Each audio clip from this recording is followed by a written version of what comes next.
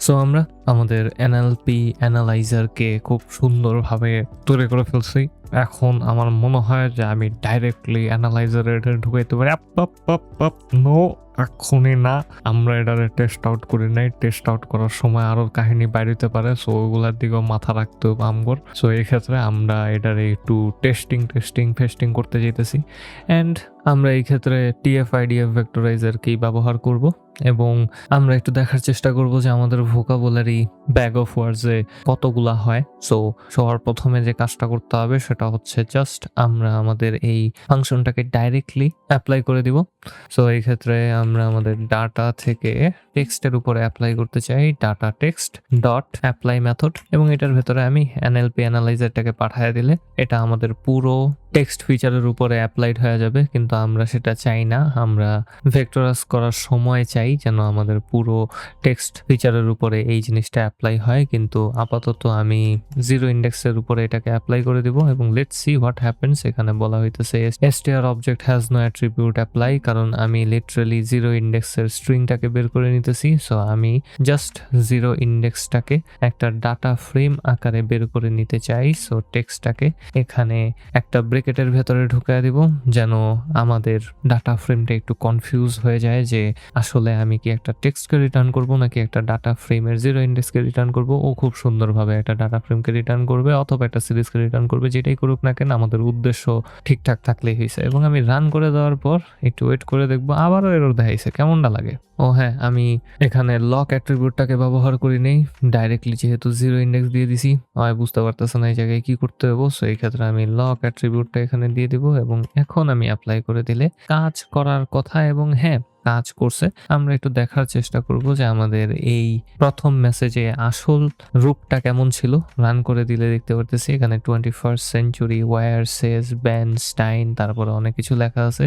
21টা remove হয়ে গেছে, তারপরে লেখা আছে সেঞ্চুরিটা ছোট হাতের হয়ে গেছে, ওয়ার ছোট হাতের হয়ে গেছে, সেজ সে হয়ে গেছে। তার মানে লেমাটাইজেশন ঠিক মতো কাজ করছে এবং আমরা আসলেই স্ট্যামিং করছি এবং বলা যায় যে হ্যাঁ এটা আসলে ঠিকঠাকভাবেই কাজ করতেছে। তো যেহেতু এটা ঠিকঠাকভাবে কাজ করতেছে তার মানে আমরা এটাকে অ্যানালাইজার আকারে ব্যবহার করতে পারি এবং আমরা এখন আমাদের পাইপলাইনে আমাদের TF-IDF ভেক্টরাইজারের ভেতরে অ্যানালাইজার আর্গুমেন্টে সুন্দরভাবে দিয়ে দিতে পারি এনএলপি অ্যানালাইজারটাকে।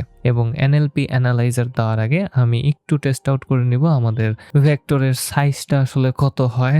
সো খুব সুন্দরভাবে আমি উপরে একটা সেলকে তৈরি করে নিলাম এবং আমরা জাস্ট এটাকে টেস্ট আউট করতে চাই। তো আমি জাস্ট উপরে ইম্পোর্ট করে নিব এবং আমরা এখানে ভেক্টরাইজার নামক একটা ভ্যারিয়েবলকে তৈরি করে নিতে পারি, যেটার ভেতরে আমি TF-IDF ভেক্টরাইজারটাকে ঢুকায় দিব এবং এটার ভেতরে analyzer is equals to NP অ্যানালাইজারটাকে পাস করে দিব এবং আমরা ভেক্টরাইজারকে ব্যবহার করে এখন আমাদের ব্যাগ অফ ওয়ার্ডসটাকে তৈরি করে নিতে পারি। So vectorizer dot fit method এবং এটার ভেতরে আমি আমাদের এক্স ট্রেনিং সেট থেকে শুধুমাত্র টেক্সট ফিচারটাকে পাঠিয়ে দিতে চাই। আপাতত যেহেতু আমি এখানে জাস্ট টেস্ট আউট করতেছি সেহেতু আমরা একটা ফিচারকেই পাঠিয়ে দিব এবং জাস্ট দেখা যাক কি হয়। রান করে দিই, অনেক সময় লাগতে পারে। আমি যতবার টেস্ট আউট করছি অলমোস্ট 43 সেকেন্ডের মতো সময় লাগছিল। সো আমরা জাস্ট এখানে ওয়েট করব। আপনাদের ওয়েট করার কোনো দরকার পড়বো না, কারণ আমি কাট করে দিব আর আপনারা খুব সুন্দর হতো মেইন রেজাল্টটা দেখতে পারবেন। কিন্তু আপনারা যদি আমার মতো নিজে নিজে কইরা থাকেন তাহলে আপনারা আমার পেনটা বুঝতে পারবেন। সো এই ক্ষেত্রে আমি হুদাকামে 43 সেকেন্ড বয়া থাকতেছি। 44 সেকেন্ড লাগছে ভাই, আরো এক্সট্রা 1.6 সেকেন্ড আমার পার হয়ে গেছে এই জিনিসটা টেস্ট আউট করার লেগা। কেমনটা লাগে? সো আমি ভেক্টরাইজার থেকে জাস্ট ব্যাক অফ ওয়ার্ডসটাকে দেখতে চাই। So vectorizer dot vocabulary underscore অ্যাট্রিবিউটটার লেনটাকে দেখে নিব আমি এখানে। সো লেন ফাংশনের ভেতরে এই পুরোটাকে ঢুকাই দিলাম। রান করলে দেখতে পারবো আমাদের কাছে 1,78,317টা ওয়ার্ড বিশিষ্ট একটা ব্যাগ অফ ওয়ার্ডস আছে।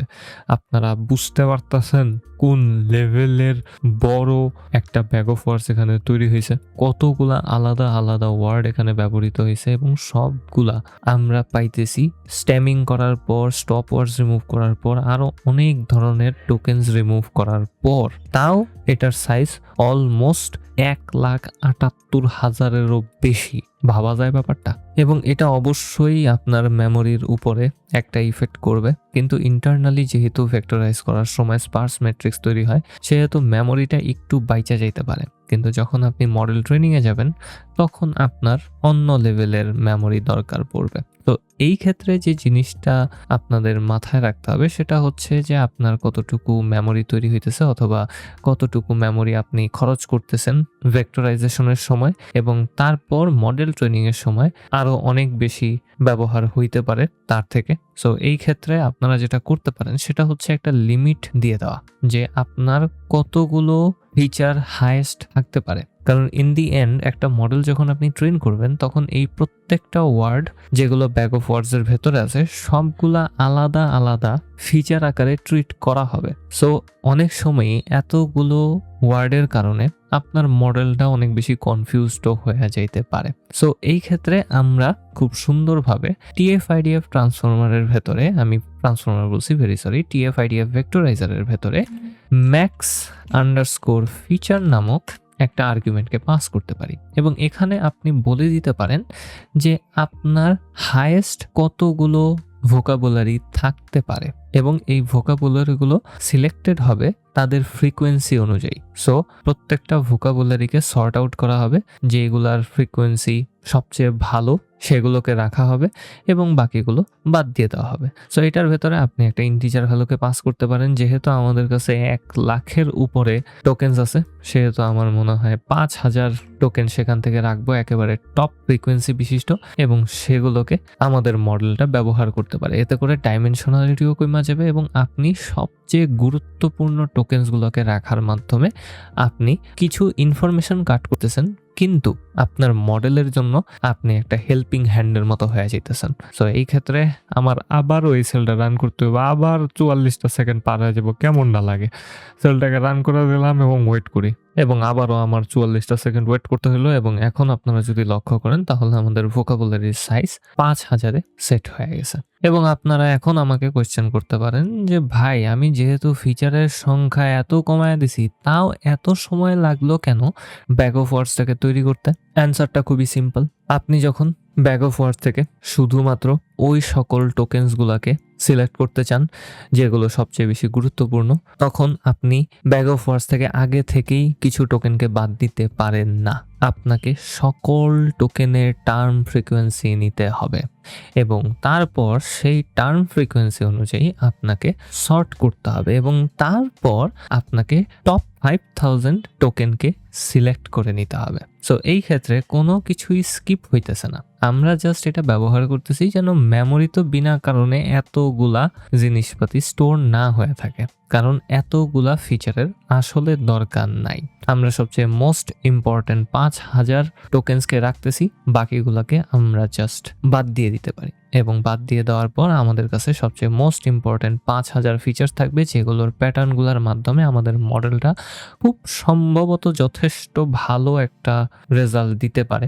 সো এই ক্ষেত্রে আমার মনে হয় যে আমরা মডেলটাকে এখন তৈরি করে ফেলতে পারি। আমরা অ্যানালাইজারটাকে পাঠায় দিছি, এবং অ্যানালাইজার পাঠায় দেওয়ার পর এখানে খুব সুন্দরভাবে ম্যাক্স ফিচার আর্গুমেন্টটাকেও পাস করব। এটার ভেতরে আমি 5000 পাঠায় দিলাম, এবং আমাদের পাইপলাইনে আমরা নতুন আর একটা টুপলকে দিব, যেটার ভেতরে আমি র্যান্ডম ফরেস্ট মডেলটাকে ব্যবহার করব। আমার কি লেগে জানি র্যান্ডম ফরেস্ট ইউজ করতে ইচ্ছা করতেছিল, এই কারণেই আমি র্যান্ডম ফরেস্ট এখানে ব্যবহার করব। সো ফ্রম sklearn.ensemble থেকে র্যান্ডম ফরেস্ট ক্লাসিফায়ারকে ইম্পোর্ট করে নিলাম, এবং তারপর আমি জাস্ট এখানে এই টুপলের ভেতরে আমাদের মডেলের একটা নাম দিয়ে দিছি RF, এবং র্যান্ডম ফরেস্ট ক্লাসিফায়ারটাকে একেবারে ডিফল্ট ভাবে যেটা ছিল সেটাতেই সেট করে দিয়ে দিলাম।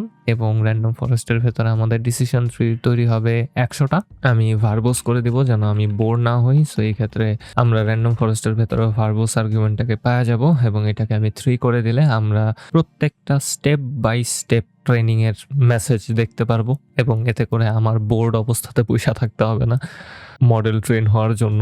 এবং সাথে সাথে আমি পাইপলাইনের জন্য ভার্বোস আর্গুমেন্টটাকে ব্যবহার করতে পারি। এটা কোনো ভ্যালু আকারে পাস করা যায় না, এটা ট্রু অথবা ফলস আকারে পাস করতে হয়। এই ক্ষেত্রে পাইপলাইনের প্রত্যেকটা স্টেপ আমরা সুন্দরভাবে দেখতে পারবো, কখন এটা কমপ্লিট হইতেছে, কতক্ষণ সময় লাগতেছে, এবং তারপরে স্টেপ শুরু হয়েছে কিনা। জাস্ট আমি নিজেকে বোর করতে চাইতেছি না ভিডিও বানানোর মাঝখানে, কারণ অনেক সময় পার হবে। সো TF-IDF ভেক্টরাইজেশনের জন্য এখন কমপক্ষে 50-55 সেকেন্ডের মতো আমার বয়া থাকতে হবো। তারপরে র্যান্ডম ফরেস্ট ক্লাসিফায়ার ব্যবহার করব, ওইটার মাধ্যমে আবার কিছুক্ষণ আমার বয়া থাকতে হবো। কেমনটা লাগে? সো আমি জাস্ট দেখতে চাই, এই কারণে আমি ভার্বোসটা সেট করে দিছি। আমি রান করে দিব অ্যান্ড এখন আমরা পাইপলাইনটাকে ব্যবহার করতে পারি আমাদের মডেলটাকে তৈরি করার জন্য। সো পাইপলাইন অবজেক্টটাকে ব্যবহার করব, সেটা থেকে ফিট মেথডটা পাওয়া যাবে এবং এটার ভেতরে আমি এক্স ট্রেন সেটের টেক্সট কলামটাকে পাঠিয়ে দেবো এখানে। কেমনটা লাগে? থার্ড ব্র্যাকেট দিতে ভুলে গেছি, টেক্সট কলাম ছোট হাতের হওয়ার কথা ছিল এবং আমি বারবার বানানোর ভুল করতেছি। কেমনটা লাগে ভাই? এবং আমি ওয়াই ট্রেন সেটটাকেও এখানে পাঠিয়ে দিতে চাই এবং রান করে দিলে ও একটা শুরু। এবং আপনারা তো এনজয় করবেন ভাই, আমি তো এনজয় করতে পারব না। কেমনটা লাগে? ওয়েল, টিএফআইডিএফ ভেক্টরাইজেশন হয়ে গেছে। 45.7 সেকেন্ড অপেক্ষা করতে হয়েছে, একটু কম সময় লাগছে, অত বেশি সময় লাগে নাই। ওইদিকে আমরা দেখতে পারতেছি র্যান্ডম ফরেস্ট প্রত্যেকটা ট্রিকে আলাদা আলাদাভাবে বিল্ড করতেছে এবং লেটস সি 100টা ট্রি বিল্ড হইতে কতক্ষণ সময় লাগে, তারপর আবার মডেলের প্রেডিকশন করতে সময় লাগবে। কেমনটা লাগে ভাই? একটা ভিডিও বেশিকবার সময় যদি বইয়াই থাকুন লাগে আমার, কেমনটা লাগে? আপনারা তো এগুলা ফিল করবেন না, সবকিছু তো আমার উপরে দেওয়া যাইতেছে, এত বোরিং লাগে। কিন্তু এটা দেখতে ভালো লাগতেছে ভাই, কি সুন্দর করে চালচালা খেলে উপরের দিকে যাইতেছে ভ্যালুগুলো। আরে আয় হাই 100 হয়ে গেছে গা, মডেল ট্রেন হয়ে গেছে গা, আয় হাই কেমনে কি? এখন এই ক্ষেত্রে আমরা আমাদের মডেলটাকে ট্রেন করে ফেলছি, পাইপলাইনে সবকিছু আছে এবং আমরা পাইপলাইনকেই ব্যবহার করব প্রেডিকশনের জন্য। এবং লেটস সি আমাদের মডেলটা আসলে একটা সিঙ্গেল ফিচারের উপরে ট্রেন্ড হয়ে ভালো পারফর্ম করতে পারে কি না। এবং এই ক্ষেত্রে আমরা একটা হ্যান্ডিক্যাপও কিন্তু দিয়ে দিছি, ম্যাক্স ফিচারকে 5000 করে দিছি। আমাদের কিন্তু 1,78,000 সামথিং পরিমাণ টোকেন ছিল, কিন্তু এখন মাত্র 5000 টোকেন আছে। সো এই ক্ষেত্রে লেটস সি আমাদের মডেলটা ভালো পারফর্ম করে কি না। সো এই ক্ষেত্রে আমরা ক্লাসিফিকেশন রিপোর্টকে নিয়ে আসবো। সো ফ্রম sklearn.metrics ইম্পোর্ট করে নিব কনফিউশন মেট্রিক্সকে, কনফিউশন মেট্রিক্স কমা দিয়ে ক্লাসিফিকেশন রিপোর্ট। আমি কনফিউশন মেট্রিক্সটা এখানে ব্যবহার করতেছি কারণ হচ্ছে এই যে আমাদের সূক্ষ্ম জিনিসপাতির দিকে একটু খেয়াল রাখার দরকার পড়তে পারে। সো এই ক্ষেত্রে আমি প্রেডিকশনগুলো করে নিব, y_ predictions, আমি আন্ডারস্কোরের বদলে প্লাস দিছি, very nice Rishad. And pipeline dot prediction মেথডটাকে এখানে ব্যবহার করব এবং সেটার ভেতরে আমরা বড় হাতের এক্স টেস্ট সেটের টেক্সট ফিচারটাকে পাঠিয়ে দেবো। এবং অবশ্যই এটা আপনাদের মাথায় রাখতে হবে যে আমরা এখানে শুধুমাত্র টেক্সট ফিচারটাকে ভেক্টরাইজ করতেছি এবং তারপর সেটাকে র্যান্ডম ফরেস্ট ক্লাসিফায়ারে পাঠাইতেছি।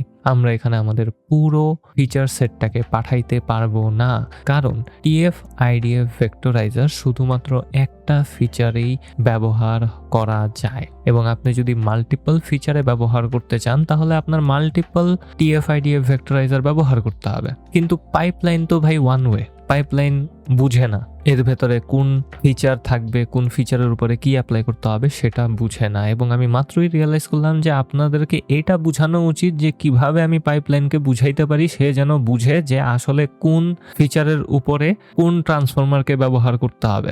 এটা নিয়ে আমি আরেকটা ভিডিও বানাইতাম। যাই হোক, কষ্ট ভাই, ভিডিও শেষই হয় না, কেমন না লাগে আমি বুঝতেছি না। নিউরাল নেটওয়ার্কের উপরে ভিডিও বানামু কি বানামু না, ওই দিক দিয়ে এই ভিডিও শেষই হয় না। NLP এত সময় লাগে ভাই, নিউরাল নেটওয়ার্ক তো আরো সময় লাগবো।